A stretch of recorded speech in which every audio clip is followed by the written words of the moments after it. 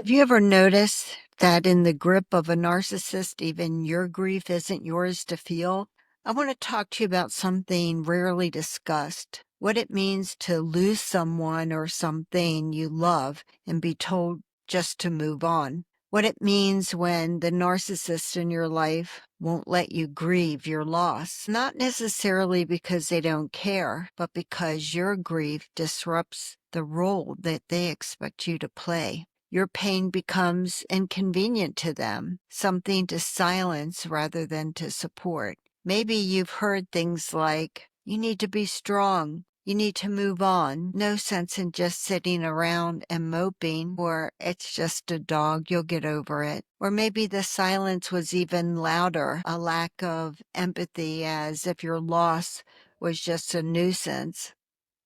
And yet, somehow, when they lose someone, the world stops. Their grief is loud, public, center stage, no matter how distant their connection to the person they lost. It could be a friend from high school that they haven't talked to in 30 or 40 years. Yet that's all the narcissist wants to do.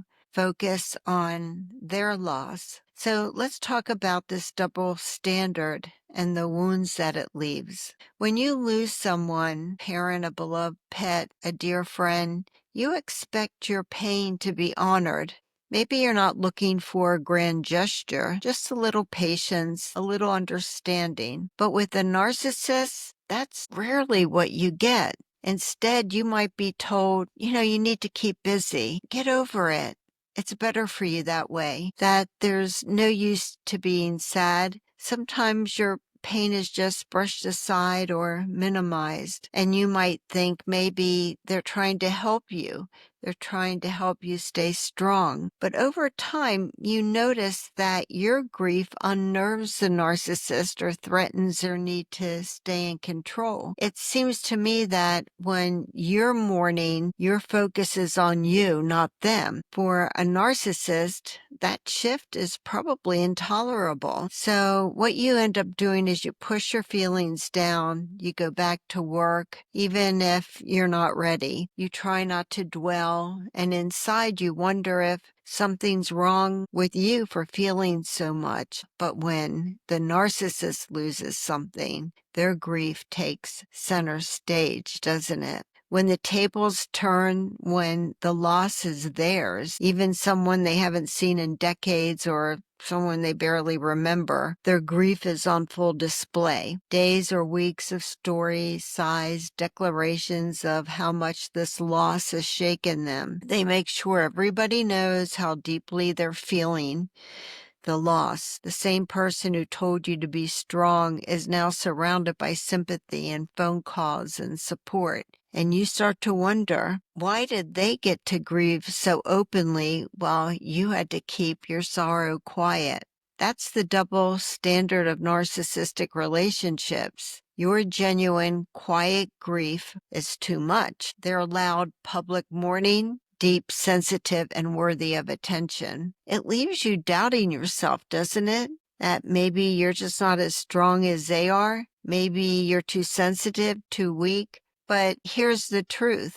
This isn't about strength or weakness. It's about the narcissist staying in control. Your grief takes you out of an orbit around them. Your pain becomes inconvenient because it's not about them. So they rush you through it or brush it off. Meanwhile, their own losses become a full performance. If you've been through this, know that you are not weak. You deserve to be comforted.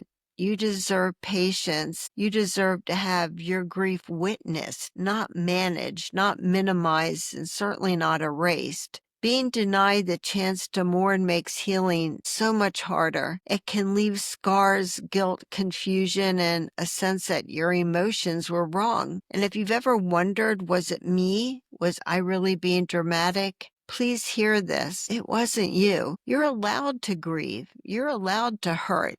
You don't need permission to feel or a timetable for healing. Everyone is different. If someone in your life tried to rush you through your loss or took center stage in their own, it says everything about them and nothing about your worth. Let's reclaim the right to mourn, the right to feel, and the right to heal on our own timeline. If this resonates with you, you know that you're not alone and that you're welcome here exactly as you are. For those of you new to my podcast, I'm Kyle Hackley, attorney and author of Undercurrent, a story about Annie who breaks free from a narcissistic marriage. Annie isn't just one person.